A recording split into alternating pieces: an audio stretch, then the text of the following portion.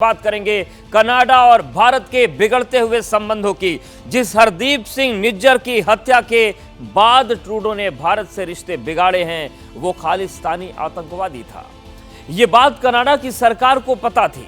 निज्जर के खिलाफ भारत में मर्डर और टेरर एक्टिविटीज से जुड़े मामले दर्ज थे। कनाडा को ये बात भी मालूम थी, लेकिन तब वहां की सरकार तमाशा देखती रही। और जब आतंकवादी गैंगवार में मारा गया, तब ट्रूडो को मुल्क का कानून याद आ गया। बौखलाहट में कनाडा की सरकारी मीडिया ने जो बयान दिया, वो ट्रूडो सरकार के इकबाले जुर्म से कम नहीं है। ये रिपोर्ट देखिए।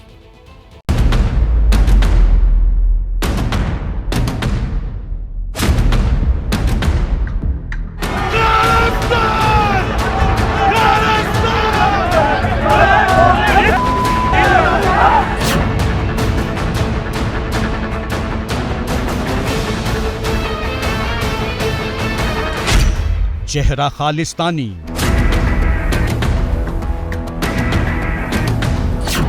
मोहरा पाकिस्तानी, चीन की बिसात, तय है दहशतगर्दी वाले एजेंडे की मार। खूब ध्यान से लिखकर रख लीजिए, यही होने वाला है, क्योंकि हिंदुस्तान ने कूटनीतिक मर्यादा भूल चुके कनाडा की वो घेराबंदी की है जिससे निकलना ट्रूडो सरकार के लिए मुश्किल ही नहीं, नामुमकिन है। इसकी जमीन ट्रूडो ने खुद तैयार की है। इसे यूं समझिए, ट्रूडो की लिबरल पार्टी की सरकार ने पहले कनाडा को खालिस्तानी दहशतगर्दों का अड्डा बनाया, फिर आतंकवादी की हत्या को लेकर भारत पर उंगली उठाई और खुद ही भारतीय डिप्लोमेट्स की जासूसी का गुनाह भी कबूल कर लिया। हम आपको ये तमाम बातें सिलसिलेवार ढंग से बताएंगे। कनाडा को लेकर की गई भारत की कूटनीतिक घेराबंदी के बारे में भी समझाएंगे। पहले भारत और कनाडा के रिश्तों के 76 सालों में आई सबसे बड़ी तल्खी की वजह देख लीजिए। तारीख 18 सितंबर, वक्त भारतीय समय के मुताबिक सुबह 6 बजे। कनाडा में 25 सालों से छिपा खालिस्तानी आतंकवादी हरदीप सिंह निज्जर ब्रिटिश कोलंबिया में एक गुरुद्वारे से निकला और 2 हमलावरों ने उसे वहीं गोलियों से छलनी कर दिया।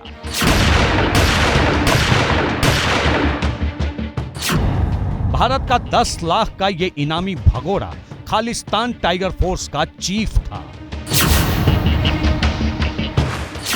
हत्या एक दहशतगर्द की हुई थी।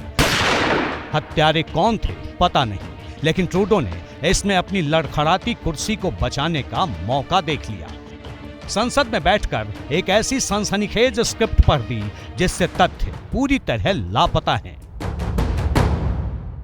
Any involvement of a foreign government in the killing of a Canadian citizen on Canadian soil is an unacceptable violation of our sovereignty. Trudeau यही नहीं रुके, एक भारतीय डिप्लोमेट पर कनाडा के घरेलू मामले में दखल अंदाजी का इल्जाम लगाया और उसे मुल्क छोड़ने का फरमान सुना दिया। जवाब तुरंत मिला। भारत ने भी कनाडा के डिप्लोमेट को निकाल दिया। कनाडा में भारतीयों के लिए एडवाइजरी जारी की, कनाडा के नागरिकों के लिए वीजा सेंटर बंद किया और कनाडा को भारत में डिप्लोमेट घटाने का संदेश दे दिया। Yes, we have informed the Canadian government that there should be parity in strength and rank equivalence in our diplomatic presence, in mutual diplomatic presence. Their numbers here are very much higher than ours in Canada. The details of this are being worked out, but I assume there will be a reduction from the Canadian side. जिस वक्त ये सब चल रहा था, उससे ठीक पहले कनाडा में छिपे खालिस्तानी आतंकवादी सुखदुल सिंह गिल और सुक्खा दुनेक्के को मौत के घाट उतार दिया गया।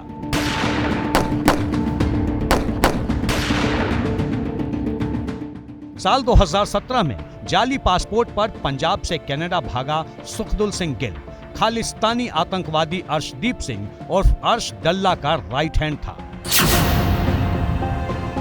हत्या के इन दोनों मामलों ने कनाडा की पोल खोल दी, लेकिन इस पर शर्मिंदा होने की जगह ट्रूडो कूटनीति की मर्यादा लांघते रहे।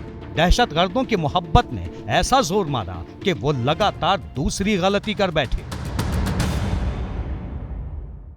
there are credible reasons to believe that agents of the government of India were involved in the killing of a Canadian on Canadian soil. न कुछ सोचा न समझा, बस जुबान से जहर उगलते गए। ट्रूडो को न भारत से 76 साल पुराना रिश्ता याद रहा, न राजनयिक सिद्धांत याद आए। बिना सबूत लगाए जा रहे इल्जामों पर भारत ने भी ट्रूडो को तुरंत आईना दिखा दिया। They have made the allegations, they have taken action on them. To us, it seems or it appears that these allegations by the government of Canada are primarily politically driven. No, let me clarify. No specific information has been shared by Canada on this case, either then or before or after. Trudeau ने सिर्फ इल्जाम लगाए, सबूत नहीं दिया। इस पर भारत ने ग्लोबल लेवल पर उनकी कूटनीतिक घेराबंदी शुरू की तो इसी घर में भी उन पर सवाल उठने लगे। कनाडा के ब्रिटिश कोलंबिया प्रांत के प्रीमियर ने ट्रूडो की बखिया उधेड़ दी।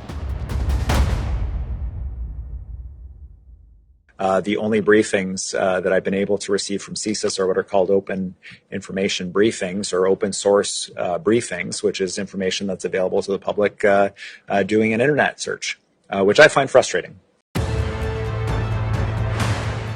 इंटरनेट यूनिवर्सिटी से हासिल इंफॉर्मेशन पर कनाडाई डिप्लोमेसी की लाइन लेंथ तय कर रहे ट्रूडो समझ गए कि वो बुरी तरह घिर चुके हैं। अब बारी थी डिफेंस की। ट्रूडो इसमें भी बुरी तरह फेल हुए और अपने ही मुल्क की बेइज्जती करवा बैठे। जस्टिन ट्रूडो पर सबूत देने का प्रेशर बढ़ा तो वहां की सरकारी मीडिया ने निज्जर हत्याकांड में भारतीय राजनयिक के हाथ होने के सबूत होने का दावा कर दिया। इसके लिए सरकारी सूत्रों का हवाला दिया गया। कनाडा का दावा है कि निज्जर हत्याकांड में भारतीय राजनयिक का हाथ होने की जानकारी सिर्फ कनाडा सरकार ने नहीं जुटाई, बल्कि फाइव आइज इंटेलिजेंस अलायंस से मिले ह्यूमन और सिग्नल इंटेलिजेंस से भी इनकी पुष्टि होती है। कनाडा की सरकारी मीडिया ने यह दावा भी किया कि निज्जर हत्याकांड की जांच के सिलसिले में भारतीय अधिकारियों और कनाडा में मौजूद भारतीय उच्चायोग के अधिकारियों के बीच कम्युनिकेशन की जानकारी भी जुटाई गई। ट्रूडो सरकार ने प्रोपेगेंडा का पैनिक बटन प्रेस तो कर दिया, लेकिन ये ट्रूडो गवर्नमेंट का एक बाले जुर्म बन गया। सवाल है, क्या ट्रूडो सरकार कनाडा में भारतीय डिप्लोमेट्स की जासूसी करवाती है? सवाल यह भी है कि कनाडा जिस फाइव आइज अलायंस को भारत के खिलाफ सबूत मुहैया कराने का क्रेडिट दे रहा है, वो आखिर क्या बला है? फाइव आइज अलायंस 5 देशों के बीच इंटेलिजेंस शेयर करने का समझौता है। इसमें America, United kingdom, New Zealand, Australia और कनाडा शामिल हैं। इन देशों के जासूस मिलकर काम करते हैं और एक दूसरे से जानकारियां साझा करते हैं। अमेरिकी खुफिया एजेंसी CIA के बागी एडवर्ड स्नोडेन ने साल 2013 में जो खुलासे किए थे, वो इसकी बदनामी का दस्तावेज बन गया।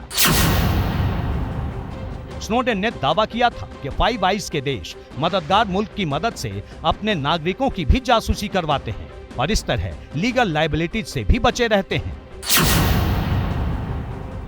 सवाल यह है, क्या जस्टिन ट्रूडो भारत के खिलाफ भी यही दांव इस्तेमाल करने की कोशिश कर रहे हैं? ऐसा करके उन्हें सियासी लाभ के लिए सस्ती सनसनी से ज्यादा कुछ हासिल नहीं होगा, क्योंकि जासूसी के इल्जाम में अपने मुल्क की गर्दन फंसाने के बाद भी सबूतों के नाम पर उनके हाथ खाली हैं और जो है नहीं वो उन्हें कभी मिलेगा भी नहीं।